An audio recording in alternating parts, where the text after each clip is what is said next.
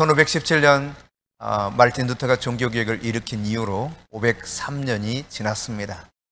이 개혁은 계속돼야 되는 것이죠. 말씀 안에서 기독교는 계속 변화받아야 될 부분들을 변화받으면서 하나님 앞에 옳은 방향으로 나아간다면 이 땅에 소금과 빛의 역할을 잘 감당할 수 있을 것입니다. 종교개혁의 단초가 되었던 면죄부라고 하는 것이 있죠. 이 면죄부는 돈이나 재물을 바쳐서 죄를 용서받는다는 증서를 사는 거였죠.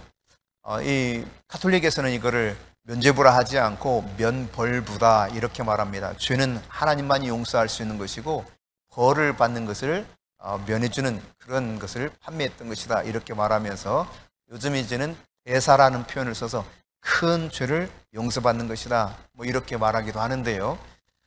면죄, 죄를 용서받기 위해서는 그들이 꼭 필요한 것이 있습니다.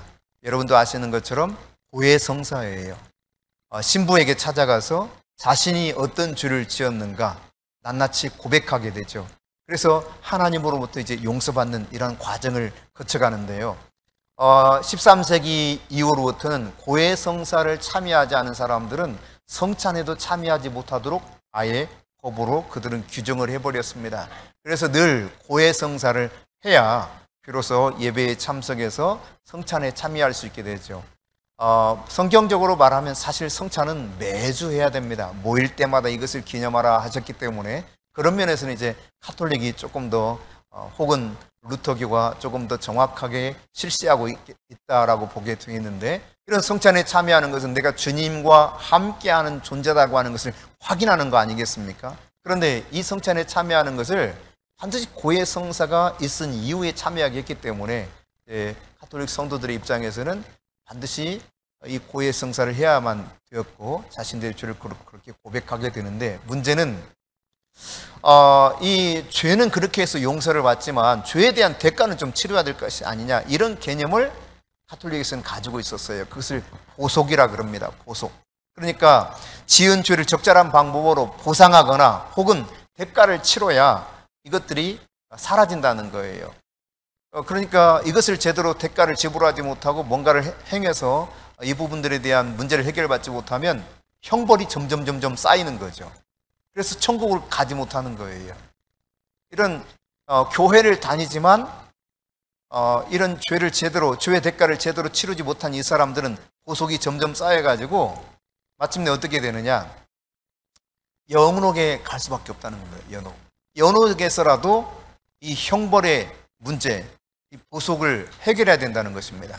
그럼 어떻게 해결받는가라고 했을 때, 그들은 이제 예를 들어 고해성사를 하게 되었을 때 죄에 대해서 벌을 해결받으려면 당신이 금식을 며칠 하시오, 아니면 기도를 이만큼 하시오, 혹은 이렇게 수련을 하세요, 이렇게 봉사를 하세요, 뭐 등등등 이런 이야기를 하게 되는데, 이걸 제대로 다 하지 못하면 이 죄를 제대로 용서받지 못하는 벌에 대해서 형벌이 점점 쌓여가는 거죠. 그러나 성인들 같은 경우는 이 이상 더 하나님 앞에 잘 쌓아가서 100%가 아니라 150%, 200% 이렇게 공적을 쌓아가는 사람도 있다는 겁니다. 그래서 교황이 이거를 잘 교회 그 보물 창고에다 잘 쌓아놨다가 이거를 나눠주는, 말하자면 이 공적을 다른 이들에게 주는 교리를 만들었어요. 그게 이제 교회의 보고라고 하는 교리를 그들이 만듭니다.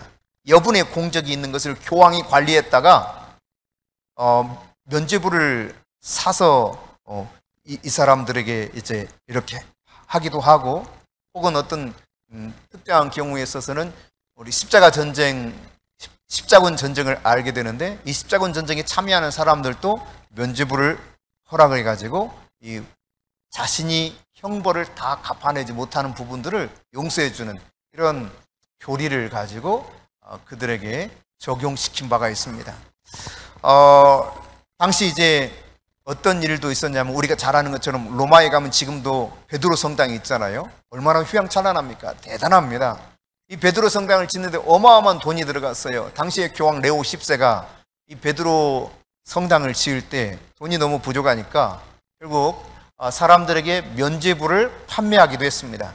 그래서 면죄부를 사는 사람들에게 죄를 용서해주고 그 돈으로 이제 건축비를 사용하게 된 거죠. 이 교황 레오 10세 당시에 독일에서 알브레이트 2세라고 하는 귀족 아들이 있었는데 당시 23살이었습니다. 이 23살 된 귀족 아들이 돈을 어마어마하게 지불하고 성직을 매수했습니다. 소위 사제가 된 거예요. 그것도 독일에서 제일 영향력이 큰 마인츠 대교구직을 돈으로 샀어요. 참 희한한 일이 벌어진 거죠. 23살 어린 나이에 사제가 되어서 그 대교구를 감당할 수 있는 사람이 된 겁니다. 여러분, 이렇게 돈으로 성직을 매수하고 돈으로 죄를 용서해주는 참 기가 막힌 이런 교회의 타락상을 그 당시 볼 수 있던 것이죠. 그 가운데 이제 이 돈을 몽땅 들여서 샀던 이 알브레이트가 돈을 갚아야 될 거 아닙니까?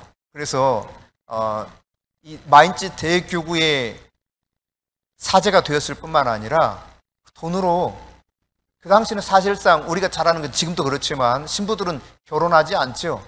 그러나 돈이면 다 해결됐어요. 결혼도 하고 첩도 두고 살아도 돈이면 교황이 오케이 하면 다 오케이 되는 이런 세상이었습니다. 이런 참 말도 되지 않는 타락한 부패상을 보여줬던 종교 지도자들 가운데 대표적인 사람이 바로 이제 알브레이트 2세인 거죠.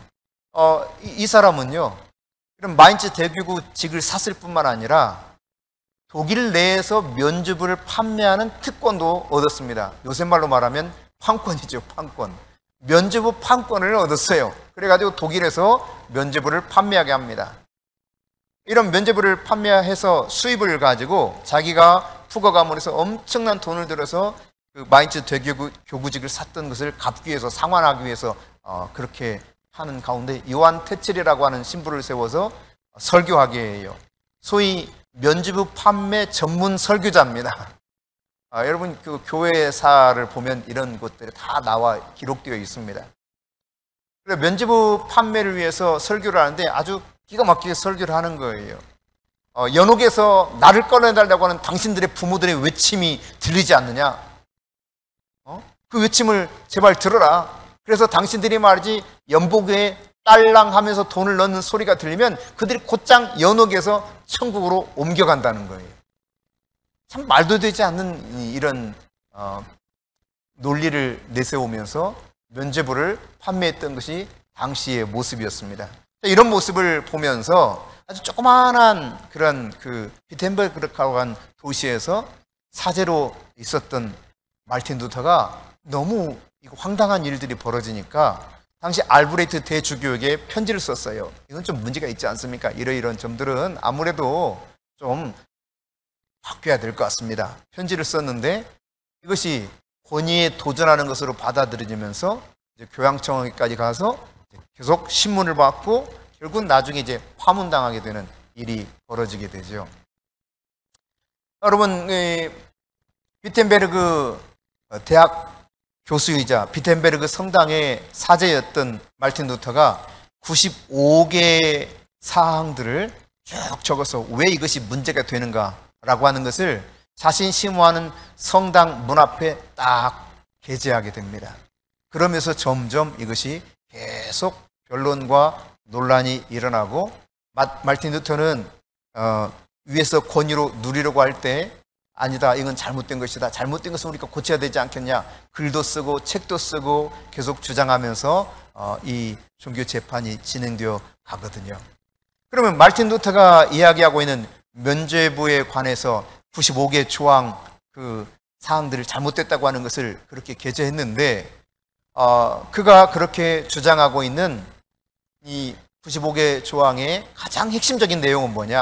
아니, 구원이라고 하는 것을 어떻게 돈으로 사고 팔 수 있겠느냐? 이런 일은 제발 만들어서는 안 된다. 이것이 첫 번째 이야기였어요. 구원은 하나님이 주시는 것인데 어떻게 인간이 돈을 주고 구원을 사냐 이 말이죠. 그러니까 여러분 생각해 보세요. 만일 11조를 많이 하고 교회 헌금 많이 하고 그런 사람이 구원받을 수 있다. 만일에 그렇게 여기서 주장한다 그러면 여러분 어떻게 하겠어요? 제대로 성경을 아는 사람은 다 떠나겠죠.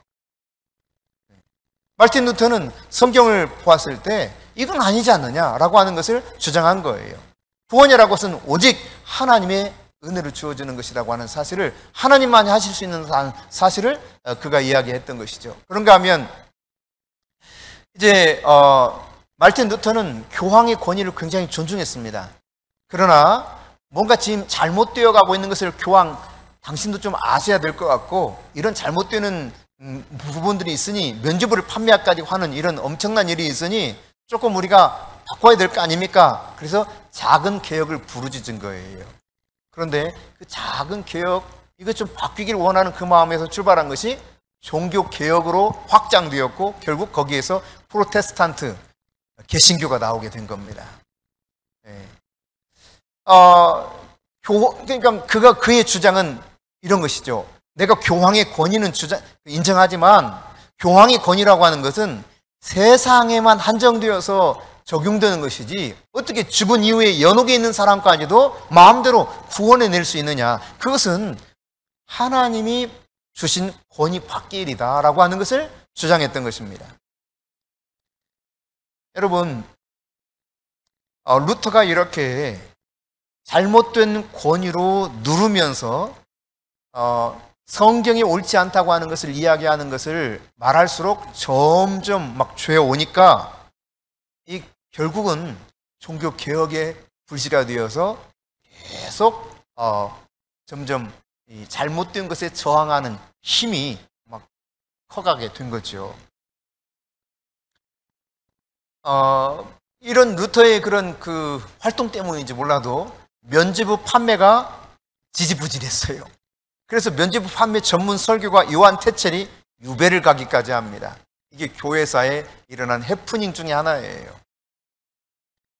네, 여러분, 루터가 그러면 뭐가 좀 바뀌기를 원했는가? 루터의 그 부르짖는 개혁 사상의 핵심 사상은 뭔가라고 했을 때, 첫째는 오직 성경으로, 그게 루터의 주장이었습니다. 성경으로 돌아가야 된다는 거죠. 성경이 진짜 권위를 가지고 있고 성경이 진리다. 성경으로 돌아가야 된다. 이것을 주장하게 된 거예요. 여러분, 루터는 조그마한 그 농촌에서 태어났습니다. 그 아버지가 광산업을 했는데 아주 광산업이 잘 돼가지고 굉장히 부자였어요. 그래서 루터만큼 자기 자식만큼 공부를 좀 시켜가지고 이제 가문을 일으키려고 그 당시 최고의 학문으로 생각되었던 법학을 공부하겠습니다. 그런 와중에 이제 1505년에 비바람이 엄청 강하게 내리치던 그날 그냥 벼락이 자기 옆에 떨어져 버립니다. 엄청난 이 벼락이 떨어진 사건을 통해서 겨우 목숨을 구한 루터가 엎드려서 하나님께 소위 약속을 해요. 주여, 제가 사제가 되겠나이다. 부모님이 엄청 반대하죠. 아니, 법학을 공부하라고 했더니 무슨 신학을 공부해서 사제가 되냐고. 그러나 결국 고민하고 갈등하다가 자기의 주장대로 신학을 공부하고 사제가 되어서 공부하는데, 이 스승들이 말틴 루터를 보니까 말이지 상당히 공부를 잘해. 그래서 계속 공부하게 격려를 해가지고 1512년에 그가 신학박사 학위를 받습니다. 신학박사를 학위를 받고 비텐베르그라고 하는 조그마한 대학의 교수로 부임하게 되고 그 교회에 담임을 하게 돼요. 사제로서. 자, 그런 가운데서 이제 바로 95개조 면죄부 판매 등을 비롯한 타락한 카톨릭상에 대한 문제를 지적하는 이 비텐베르그 성문에 붙인 이 일이 바로 종교개혁의 시작이 된 것이죠. 여러분, 그는 이 비텐베르그에 부임을 해가지고 열심히 성경을 연구합니다. 성경을 아주 깊이 파고들어요. 그러면서 시편을 강해하고 로마서를 강해하고 갈라디아서를 강해하고 히브리서를 강해해 나갑니다. 그러다가 그는 성경 속에서 진짜 진리를 발견하게 돼요. 자신조차도 어떻게 구원받을 수 있을 것인가? 나에게 이 일어난 죄의 문제, 로 인한 형벌을 내가 어떻게 감해지면서 과연 나는 구원의 확신을 가지고 살 것인가? 그는 너무너무 고민이 많이 됐습니다. 막 무릎으로 베드로 성당 오르락내리락 하기를 여러 차례 했어요. 그러나 이 죄에 대한 형벌에 대한 두려움이 사라지지 않는 것입니다. 그러면서 성경을 연구하다가 성경 속에서 진리를 발견하게 돼요.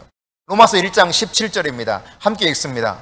복음에는 하나님의 의가 나타나서 믿음에 이르게 하나니 기록된 바 오직 의는 믿음으로 말미암아 살리라 함과 같으니라. 아멘. 하나님의 의. 그렇구나. 구원받는 것은 어떤 우리의 행실로 말미암아 우리가 무언가를 보상하듯이 대가를 지불해야 하듯이 무언 공격을 쌓아서 되는 것이 아니라 하나님의 의로 말미암아 구원을 받는구나. 하나님의 의가 복음에 나타났구나. 복음에는 이 진리가 있구나. 복음이 무엇입니까, 여러분? 예수님이 십자가에서 우리 죄를 다 짊어지시고 죽으셨다는 것입니다. 이게 복음이에요. 여기에 바로 하나님의 의가 나타났다는 것이죠. 의라고 하는 것은 디카이오시네, 아무런 죄가 없다는 거예요. 하나님의 기준에 완벽한 만큼 충족된 거룩한 존재로 바뀌었다는 것을 일컬어서 의라고 말합니다. 의. 이것은 오직 하나님께만 적용되는 것인데 복음을 통해서 예수로서의 십자가 사건을 통해서 이것을 믿는 자에게는 이 복음이 의가 적용된다는 거예요. 이거 소위 말해서 칭의라고 그러죠. 그러니까 예수님 안에서 십자가의 복음 안에서 어떠한 죄를 범했든 정말 그 십자가의 복음을 믿기만 하면 그 사람은 나는 의로운 자라는 사실이에요. 자유가 있다는 사실입니다. 이것을 성경을 연구하다가 마틴 루터가 깨닫게 된 거예요. 그의 개혁사상의 첫 번째 주장은 그래서 오직 성경입니다. 솔라 스크립트라. 오직 성경. 아주 가장 중요한 종교개혁 사상의 첫 번째 주장 원리죠. 그런가 하면 이런 종교개혁을 일컬으면서 성경을 주장하게 될 때 사실 이제 종교재판을 받으면서요 결국은 1520년에 교황으로부터 파면을 당합니다. 왜냐하면 자기 주장을 거둬들이지 않으니까.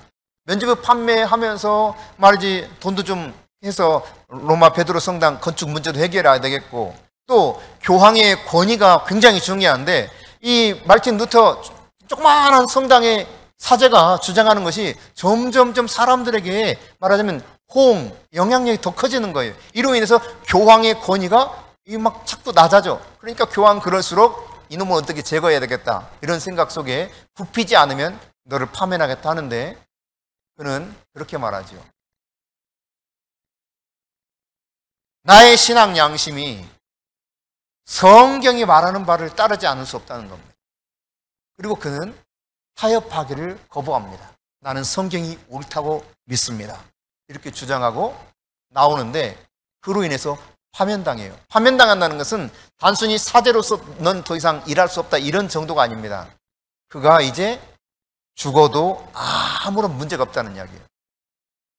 죽임당할 수밖에 없는 상황이 돼버린 거예요.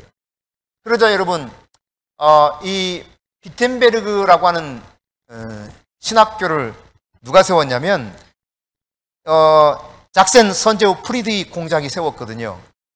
그러니까 자기가 이게 세운 조그마한 대학이 누구 때문에 막 유명세를 타게 됩니까? 마르틴 루터 때문에 엄청난 유명세를 타고 가면서 굉장히 세상에 알려지기 시작해요.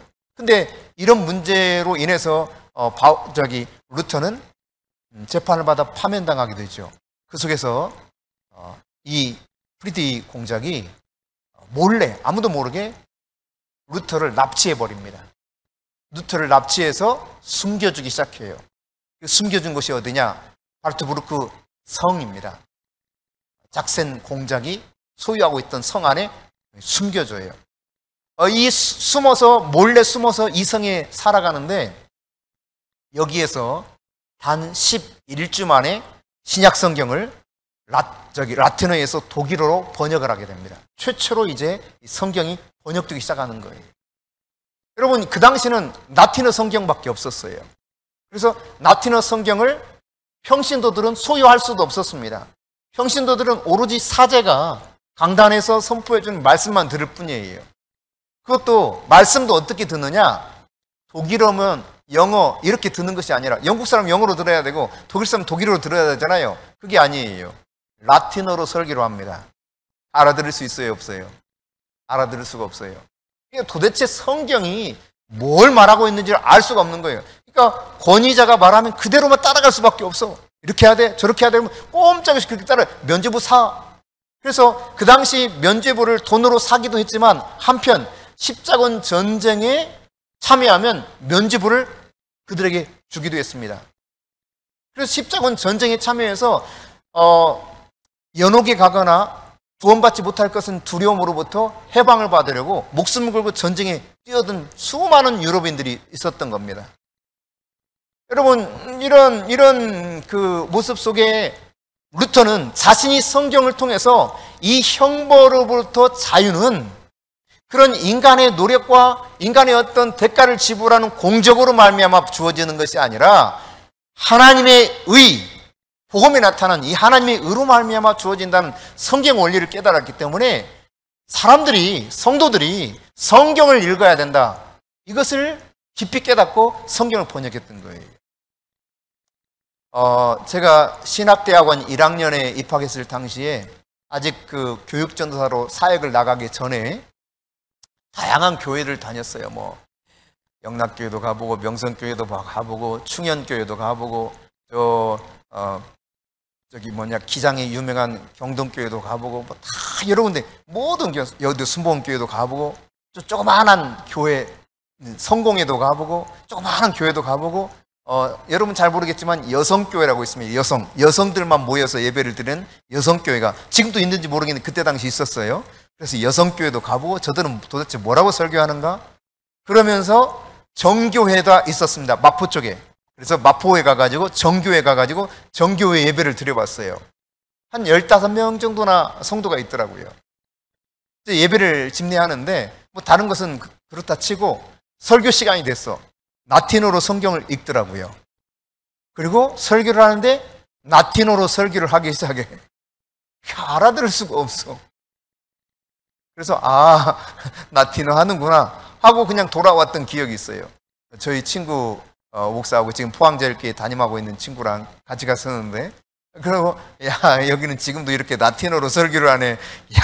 이거 저 사람들이 과연 얼마나 알아들을 수 있을까? 그리고 이제 나왔던 기억이 납니다. 근데 바로 독일의 사람들이 그때 당시 모든 카톨릭이 다 그랬어요. 라틴어로 성경을 가지고 있었고 라틴어로 설교를 해. 일반인들 알아들을 수가 없어요.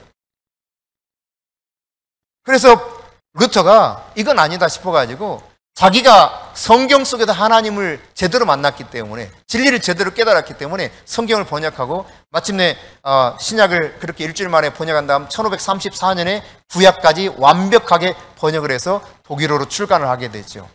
그 당시 구텐베르크를 통해서 인쇄술이 발달했기 때문에 막 이것이 찍어내지고 막 성경이 보급되면서 어마어마한 파급 효과가 있었어요. 그래서 비로소 성경을 통해서 진리를 알게 될 수 있는 길이 열린 거예요. 그러니까 루터에게 여러분 빚을 많이 지고 있는 거죠, 우리가. 네. 루터가 주장하는 것은 그래서 오직 성경으로. 그런가 하면 두 번째 중요하게 여겼던 것은 우리가 이미 잠깐 언급했지만 이신칭의입니다. 오직 믿음으로만 의롭게 된다는 것입니다.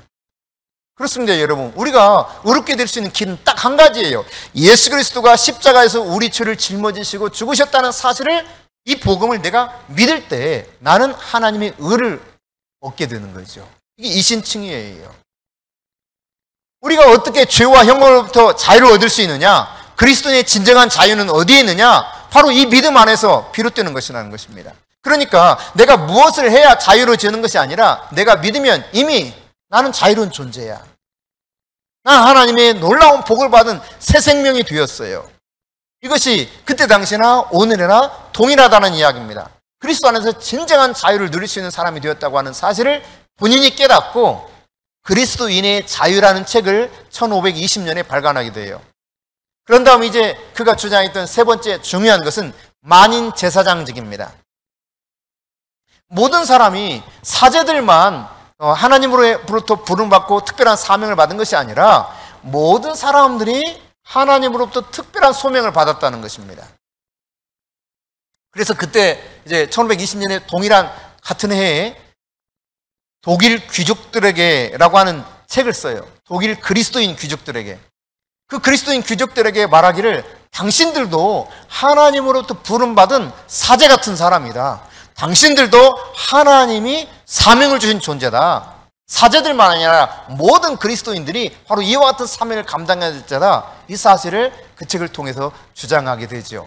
그 주장의 근거는 바로 우리가 잘 알고 있는 베드로 그가 이야기했던 말씀 속에 베드로전서 2장 9절인데 같이 읽습니다. 그러나 너희는 택하신 족속이요 왕 같은 제사장들이요 거룩한 나라요 그의 소유가 된 백성이니 이는 너희를 어두운 데서 불러내어 그의 귀한 빛에 들어가게 하신 이의 아름다운 덕을 선포하게 하려 하십니다. 그러니까 성도는요, 모든 이들은 복음을 통해서 구원받은 이 그리스도의 아름다운 덕을 선포하는 선교적인 존재라는 이야기입니다. 사제들만이 혹은 오늘날 개념으로 우리가 이해하듯이 목사님이나 전도사님만이 복음을 전하고 선교를 하는 것이 아니라 모든 성도는 그리스도의 이 아름다운 덕을 선포해야 될 선교적인 존재다. 이 사실을 주장하면서 만인 제사장직을 이야기했던 거죠. 여러분, 저와 여러분 모두가 왕 같은 제사장이라는 사실, 하나님이 택한 족속이요 거룩한 백성 삼았다는 사실을 기억하십시오. 왜 그렇게 했다 그랬습니까? 그의 아름다운 덕을 선포하게 하려고 이와 같이 우리를 부르셔서 그 귀한 은혜를 주셨다는 사실을 말씀하고 있는 것입니다. 이처럼 말틴 루터는 성경을 통해서 진리가 무엇인가를 깨달았어요. 정말 성경 안에서 하나님의 말씀이 무엇인가를 깨닫는 건 매우 중요한 것입니다. 오늘 종교개혁 기념주일을 맞이해서 예수님은 성경 속에서 무엇을 말씀하셨을까? 이것을 우리가 살펴볼 필요가 있습니다. 예수님께서는 그의 주된 메시지는 하나님 나라, 하나님 나라. 하나님은 왕국에 대해서 선포했습니다. Kingdom of God. 하나님의 왕이신 하나님이 다스리는 그 하나님의 왕국에 대해서 말씀하셨고 가르치셨고 그리고 그 하나님의 왕국, 하나님의 나라가 무엇인가를 사역을 통해서 증명하셨어요. 그러니까 예수님의 모든 사역의 핵심을 딱 하나로 딱 모으면 하나님의 왕국입니다. Kingdom of God. 네, 예수님이 오늘 이제 제자들에게 비유로 말씀하고 있죠. 이 비유는 굉장히 중요한 비유라고 하는 것을 오늘 본문 속에서도 발견할 수 있게 되는데요. 여러분, 제가 묻겠습니다. 아주 신선한 열매, 좋은 열매를 맺기 위해서 뭐가 필요합니까, 여러분? 땅, 예, 그래요. 아주 좋은 이야기의 땅도 아주 중요하죠. 또요, 예? 조금 크게 말씀해 줘 보세요. 예, 그래요. 제일 중요한 것이 미리 나와서 사람들은 비료도 있어야 되고 또 관계 시설도 잘 돼서 물도 충분히 공급받을 수 있는 환경이 주어져야 되고 재배 기술도 뛰어나야 되고 그리고 훌륭한 농부가 있다면 얼마나 좋겠냐. 아주 신선한 열매를 풍성히 거둘 것이라. 그렇지만 정작 필요한 게 뭐예요? 좋은 씨앗이에요. 좋은 씨앗. 종자가 좋아야 돼요. 종자가. 좋은 씨앗이 없으면 활짝 헛거예요. 다른 것이 다 갖춰져 있다 할지라도 이 씨앗, 좋은 씨앗이 없는 한 아무런 소용이 없는 것입니다.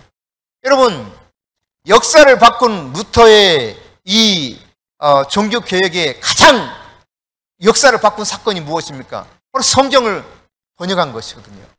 그러니까 말씀을 통해서 모든 그리스도인들이 깨어지게 만든 사건이에요.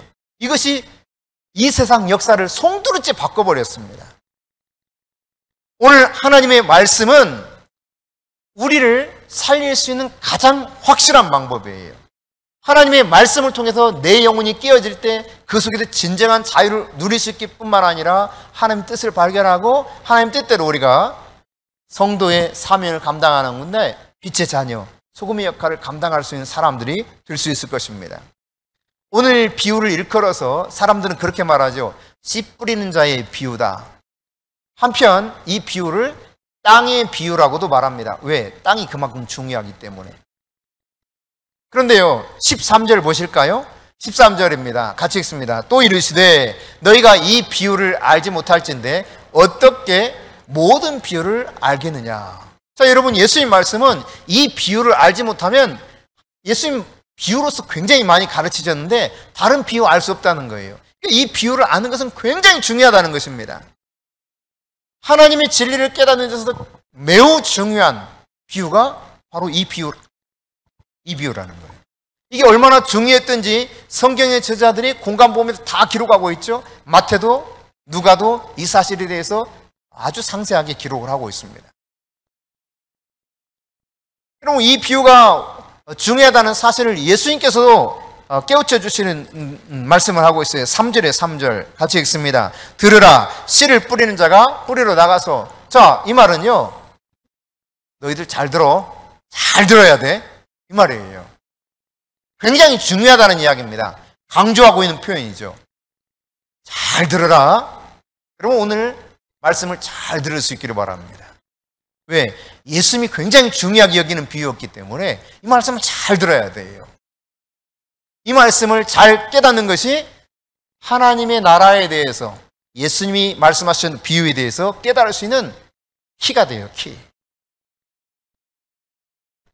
자, 예수님께서 들으라 하면서 시작하고 있는 이 말씀 속에 보면은 좋은 토양에 좋은 씨를 뿌리는 것이 얼마나 중요한가를 가르쳐주고 있습니다.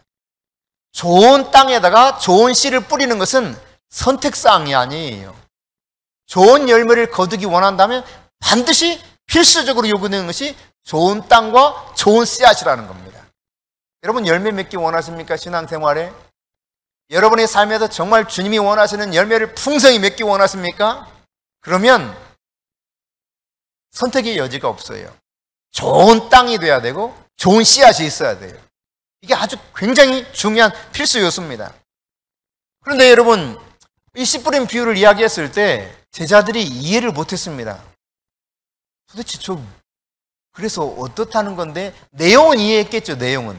근데 왜 저 말씀을 하시지? 예수님의 의도를 몰랐던 겁니다. 그 뜻을 몰랐던 거예요. 그래서 사람들이 다 돌아간 다음에 제자들이 예수님께 나와서 왜 이 말씀을 하셨는지, 도대체 이건 무슨 뜻인지 가르쳐 주세요 말씀하죠. 자, 그래서 예수님께서 말씀을 풀어서 쭉 설명해요. 이 비유를 알지 못하시는데 어떻게 모든 비유를 알겠느냐 하면서 설명하는데요. 14절에 보면 뿌리는 자는 뭘 뿌린다는 것입니까? 아까 농부는 뭘 뿌린다고 그랬어요? 씨를 뿌린다고 그랬어요. 그러니까 씨는 곧 말씀이라는 것입니다.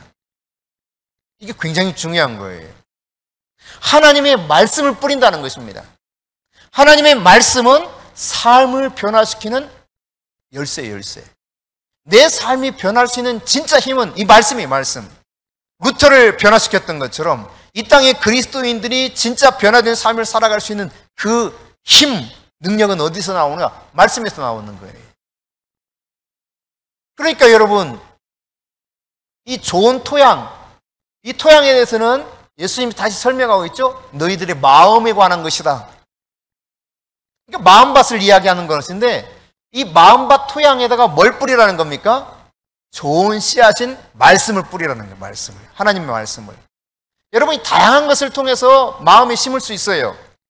그런데 정작 심어야 될 진짜 좋은 씨앗은 뭐냐? 하나님 말씀. 매일매일 좋은 말씀을 심을 수 있기를 바랍니다.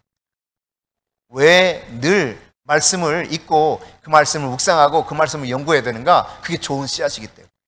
거기에서 결실이 나올 수 있기 때문에. 그러면 여러분, 다른 잡다한 것, 수많은 것 여기다 다 집어넣을 수 있지만 여러분이 정말 집어넣어야 될 것, 심어야 될 것은 하나님 말씀이에요. 내 삶을 변화시킬 뿐만 아니라 나의 삶을 윤택하게 하는 것이 바로 이 말씀이기 때문에 그렇습니다. 이 말씀이 지혜요, 이 말씀이 권능이요, 이 말씀이 부요, 이 말씀이 장수예요. 모든 것이 다 이 속에 있습니다. 골로새서는 그리스도에게 모든 보화와 모든 보물이 다 있다고 그랬죠. 그리스도는 곧 요한복음 1장에 보니까 말씀이라고 가르쳐 주고 있습니다. 이 말씀 안에 모든 게 다 있는 거예요. 그러므로 여러분이 부지런히 여러분의 심령의 밭에 하나님의 말씀을 심을 수 있기를 바랍니다. 하나님의 말씀을 대신할 좋은 씨앗 없습니다, 여러분. 하나님의 왕국, 하나님의 나라에는 오직 하나님의 말씀, 이게 전부예요. 할렐루야. 자, 네 가지 땅이 소개되고 있죠. 첫 번째 땅은 어떤 것입니까? 길가였습니다. 이 길가라는 것은 어떤 것입니까? 이 길가는 아주 딱딱한 땅을 말해요. 그래서 씨앗이 떨어져 들어가지를 못해. 들어가기 전에 어떤 일이 벌어집니까? 뿌리가 내리기 전에 새들이 와서 먹어버려. 이 새가 뭘 상징하는 것입니까? 막 이거 와서 그 말씀을 빼앗아가 버린다는 거예요. 그러니까 마음밭이 너무 딱딱해, 완고해. 말씀에 대해서 도저히 반응을 하지 않아. 무반응이야. 아무리 말씀이 선포돼도, 말씀을 읽어도 가슴이 너무 냉랭하고 딱딱해서요, 말씀에 대해서 전혀 반응을 일으키지 못해. 이게 딱딱한 마음밭이에요. 딱딱한 마음밭. 새들의 먹이만 될 뿐이에요. 사탄이 그냥 채가 버려요. 끝이에요. 그러면 두 번째 밭은 어디입니까? 돌밭이에요. 돌 위에 흙이 좀 있습니다. 이게 싹이 나요. 금세 싹이 납니다. 그러나 조금 지나면 해가 뜨거워지면 어떻게 된다는 겁니까? 금방 시들어 버린다는 거예요. 말씀을 받을 때는 아주 기쁨으로 받아. 그러나 너무 얕아. 마음이 깊지를 못해. 깊이 뿌리를 낼 수가 없어요. 이 얕은 마음에 떨어진 씨앗, 하나님의 말씀이 결실을 맺을 수가 없어요. 조금이라도 그 말씀으로 인해서 박해나 시련이나 고통이나 손해가 오면 난 몰라. 난 말씀대로 살 수가 없어. 도저히 뒤돌아서 버리는 것입니다. 그리고 무엇을 찾습니까? 결국 진짜 소망이 아닌 가짜 소망의 인생을 걸고 사는 거예요. 그게 바로 돌밭, 깊지 못한 얕은 밭을 말하고 있는 것이죠. 세 번째 밭은 가시 떨기가 무성한 곳이다 그랬습니다. 그러니까 여러분, 이것은 그냥 가시투성이야. 잡초투성이야. 그러니까 이 모습을 예수님 뭐라고 설명하고 있냐면, 이것은 세상의 염려와 재리의 유혹, 이런 모든 것들로 인해서 결실을 맺지 못하는 마음이라는 것입니다. 그러니까 여러분, 잡초가 무성하면 제대로 결실을 거기서 볼 수 있습니까? 없습니까? 아마 농사 지어보신 분은 아실 거예요. 너무 막 힘이 들고 고달프고 아프고 혹은 일손이 너무 부족해서 잡초를 제대로 제거하지 못하면요, 나중에 추수할 때 이게 엉망진창돼. 잡초는 얼마나 번식력이 강합니까? 근데 이 잡초 많은 것처럼 인생에 세상의 염려와 물질에 대한 욕심이 들어가면 이게 말이지 도저히 하나님의 말씀이 그 속에서 제대로 결실을 맺을 수 없다는 겁니다. 마지막으로 좋은 땅을 소개하고 있죠. 좋은 땅에서는 하나님 말씀이 딱 씨앗이 떨어지면 30배, 60배, 100배의 결실을 받는다. 누가복음에서는 이 좋은 땅을 뭐라고 해석해 주고 있냐면 착하고 좋은 마음이다. 뭐라고요? 네, 그렇습니다. 착하고 좋은 마음이라는 거예요. 이 말씀 씨앗을 받아서 인내로 결신하는 자다. 이와 같이 또 덧붙여 설명합니다. 그러니까 착하고 좋은 마음으로 하나님의 말씀을 받아서 이 말씀으로 인해서 어려움이 오기도 하고 고통이 따르기도 하고 박해가 있기도 하고 뭐 죽을지라도 잘 참아내고 인내하면 결실이 있다는 거예요. 100배의 결실을 맺을 것이다 말씀하고 있습니다. 이게 바로 좋은 땅이라고 하는 사실을 우리에게 예수님께서 가르쳐주고 있죠. 여러분, 이 말씀을 결국 보면 말씀을 받았던 사람들, 하나님이 뿌린 씨앗을, 하나님의 말씀이라고 하는 씨앗을 받았던 사람들의 4분의 3은 어떻게 됐어요? 전혀 결실을 맺을 수가 없었습니다. 오로지 4분의 1, 좋은 땅만 결실을 맺을 수 있었어요. 여러분, 우리는 이렇게 생각할지 모릅니다. 요새처럼 농사한 줄 알고, 아이고, 자갈 있으면 다 걸러내야죠.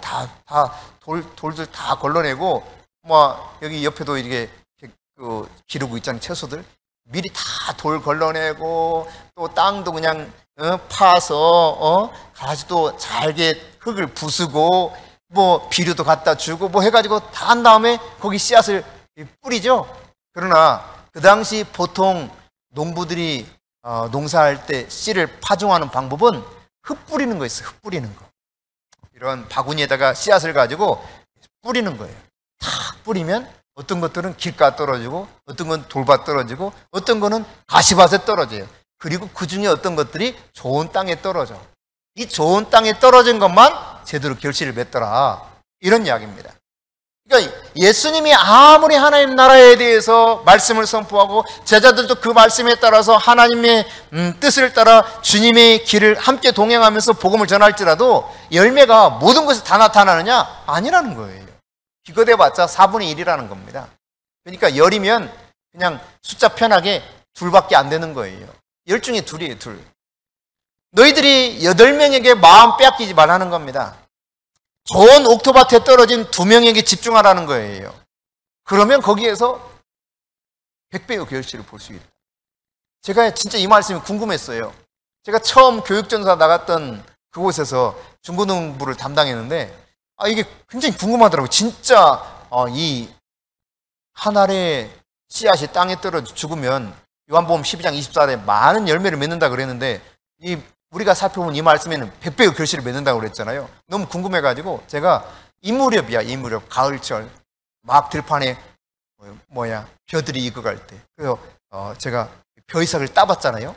벼이삭을 따서 나다를 셌습니다. 셌더니 정확히 기억은 안 나는데 140 몇 개인가 그랬어요. 그 나달 하나에 이 벼이삭 하나에 나달이 달려있는 게 그렇게 많더라고요. 와, 세상에. 야, 그냥 이게 과장된 표현이 아니구나. 예수님 말씀이 진짜였구나. 그때 발견했어요.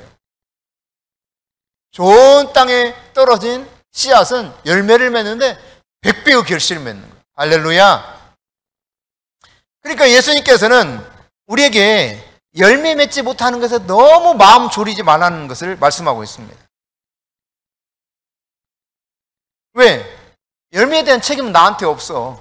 나는 씨앗을 뿌릴 뿐이야. 우리는 선교적 그 존재로서 사명을 감당할 때 하나님의 말씀만 뿌리면 돼요.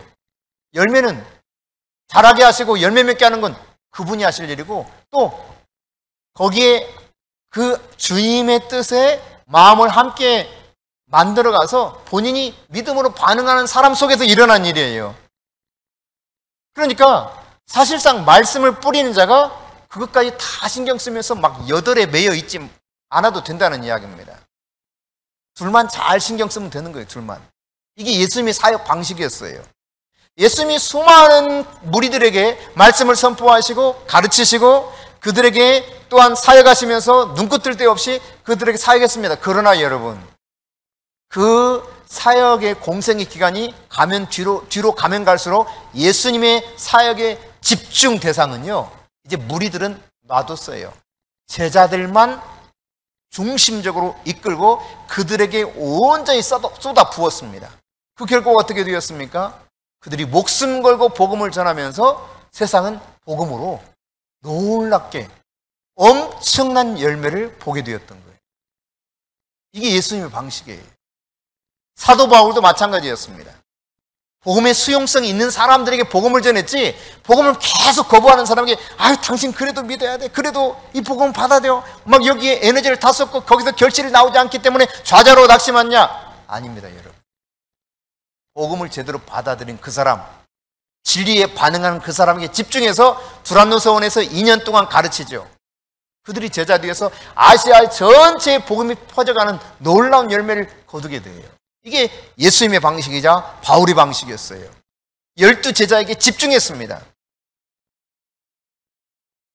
그러니까 여러분, 바보가 아니라면 열매를 맺을 것에 에너지를 투자할까요? 아무리 해봤자 열매가 안 되고 결국은 거기서 거두지 못할 것에 모든 에너지를 다 투자할까요? 그럼 물으나 마나한 질문 아니겠습니까? 근데 교회가 오늘날 왜 제대로 결실을 누리지 못하고 또 교회가 제대로 그 기능을 감당하지 못하면서 병들어가느냐? 바로 이런 문제 있는 것에만 매이기 때문에 그래요. 집중해야 될 것에 집중해야 됩니다. 그것은 소수에게 집중하는 거예요. 이게 진짜 하나님 나라 방식이에요. 많은 사람들이 그럼 이렇게 생각할 것입니다. 나는 그러면 뭐 개털이네, 개털. 아니에요. 내 마음밭을 바꾸면 돼요. 옥토로 내 마음밭을 바꾸면 돼요. 좋은 땅이 되도록 내가 마음을 바꾸어서 하나님의 말씀을 제대로 받아들이고자 하는 그 심령으로 바뀌면 되는 거예요. 그 좋은 땅이 되었을 때 하나님의 말씀이 들어가면 엄청나게 폭발력 있는 열매를 볼 수 있게 되는 거죠. 할렐루야. 여러분, 예수님은 선한 목자죠. 나는 선한 목자라고 예수님이 친히 말씀하지 않았습니까? 그 선한 목자는 말이죠, 양들을 위해서 목숨을 내어주기까지 했습니다.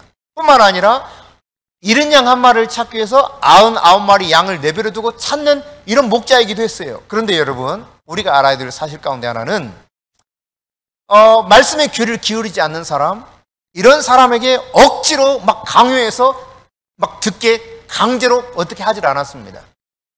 그게 예수님 방식이었어요. 마가복음 10장 17절 이하에 보면은 예수님에게 영생에 관해서 궁금증을 가지고 찾아온 한 젊은 관원은 있었습니다. 그가 하나님의 말씀을 어떻게 알고 있는지를 묻고 그가 잘 대답하죠. 근데 율법에 나타난 이 모든 것들을 나는 어려서부터 다 잘했습니다. 그래요. 그때 예수님께서 한 가지 그에게 의미 있는 질문이랄까 과제랄까 이런 거 하나 던지죠. 그게 마가복음 10장 21절입니다. 자, 같이 읽습니다. 예수께서 그를 보시고 사랑하사 이르시되 내게 아직도 한 가지 부족한 것이 있으니 내게 가서 내게 있는 것을 다 팔아 가난한 자들에게 주라. 그리하면 하늘에서 보화가 내게 있으리라. 그리고 와서 나를 따르라 하시니. 아멘. 자, 여러분, 이거 막 한 가지 지금 문제를 막 그냥 예수님이 강제로 뜯어 고쳐가지고 야 끌고 와 나랑 같이 가야 돼 이랬던 것이 아니라 그 사람에게 조금 고민이 될 만한 여지 문제를 하나 딱 던져줍니다. 너한테 딱 한 가지가 부족한데 그게 뭔데요? 너가 가지고 있는 재산을 다 팔아. 그리고 가난한 자에게 주고 너 나 따라오면 돼. 여러분, 그래요. 예수님은 이와 같이 말씀하시고 그를 대하고 있는데도 불구하고 성경은 이 예수님의 태도에 대해서 뭐라고 표현하느냐? 그를 예수님이 사랑하셨다. 사랑. 진짜 사랑하셨어요. 그러니까 여러분 자녀들에게도 막 강제로 막 끌고 가려고 어때요? 잘 따라와요? 저항이 엄청나게 심하죠. 그러면 그래서 반항심이 막 많아가지고 부모의 마음을 이해 못해요. 그러니까 돌아온 탕자 이야기를 보세요. 얼마나 그 괘씸한 아들입니까? 그런데 아버지가 그 아들에게 재산을 다 줘버립니다. 그리고 돌이켜서 돌아올 때까지 기다리시죠. 그분은 늘 기다리셨어요. 이게 돌아온 탕자의 비유가 아니라 기다리시는 아버지의 비유라고 해야 정상적이에요. 아버지는 늘 기다리면서 그 아들이 오는 날만 바라보고 있었던 것이죠. 오늘 우리에게 하나님이 동일하게 말씀을 주시고 우리로 하여금 깨달아서 돌이켜 주님의 말씀을 내 마음밭에 잘 심기 원하세요. 내 마음이 바뀌어야 돼요. 어떻게? 좋은 땅으로 그 말씀을 잘 받을 수 있는 착하고 좋은 마음으로. 그래서 내 안에 그 씨하신 하나님의 말씀이 심겨졌을 때 인내하면서 이 말씀을 지켜나는 거예요. 반드시 때가 되면 열매를 거두리라. 할렐루야. 때가 되면 열매를 거둬요. 하나님이 함께 하시는 것입니다. 하나님은 단 한 차례도 그분의 말씀에 어긋나는 일을 행하신 일도 없거니와 단 한 번도 실수하지 않으신 분이십니다. 오늘 또 그 말씀의 진리는 우리에게 동일하게 적용되어서 이 말씀을 받아들여서 그 말씀대로 살고자 하는 자에게 하나님이 놀라운 변화를 일으켜 줄 것입니다. 내가 할 수 없는 일을 하게 할 수 있는 능력과 지혜와 권능을 주실 것입니다. 그럼 누가 도대체 이 말씀을 잘 받아들일 만한 그런 열린 귀, 들을 귀가 있는 사람일까? 다르게 표현하면 좋은 옥토와 같은 사람일까? 우리가 생각하는 것과 성경이 말씀하는 것은 어쩌면 상당히 차이가 있을 수 있습니다. 자, 첫 번째 어떤 사람이냐? 나쁜 사람. 예수님 말씀이 그것을 분명히 증거하고 있죠. 내가 의인을 불어놓은 것이 아니라 누구를 부르러 왔다? 죄 많은 사람이 들을 귀가 준비되어 있는 사람이에요. 죄가 없다고 하는 사람은 정말 어렵습니다. 하나님 나라 들어가기가 너무 어려워요. 그러니까 들을 귀가 준비되어 있는 사람은 바로 이렇게 나쁜 사람들. 그러니까 그 나쁜 사람들을 잘 찾아내야 돼요. 또 어떤 사람이냐? 가난한 사람입니다. 주님께서 야고보서 2장 5절을 통해 말씀하고 있습니다. 하나님이 세상에서 가난한 자를 선택한다는 것입니다. 왜? 믿음에 부유하게 하려고. 그러니까 여러분, 내가 가난하다고 하는 것은 내가 부끄러운 일이 아니에요. 하나님 앞에 선택받을 수 있는 어마어마한 은혜 중에, 은혜의 그 어떤 상황 중에 하나가 될 수 있는 것이죠. 물론 그렇다고 해서 다 가난한 사람이면 다 그러냐? 그렇진 않아요. 예수님께서 누가복음 이사야 말씀을 인용하는 가운데서도 하나님 나라가 내게 임하였다라고 선포하는 가운데 가난한 자에게 복음을 전하신다고 말씀하고 있지 않습니까? 거기 푸토코스라고 하는 단어는 극도로 가난한 사람이에요. 그래서 하루하루 구걸해서 그 사람이 받는 그 구걸한 돈을 가지고 겨우 한 끼 먹고 사는 그런 극도로 가난한 사람을 말하고 있습니다. 가난한 자에게 복음을 전한다. 이 복음이 말이지 이런 가난한 자에게는 쉽게 들려.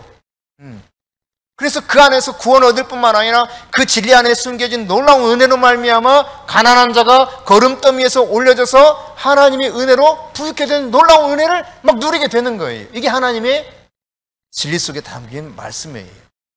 그런가 하면 누가 들을 귀가 있는 사람이냐?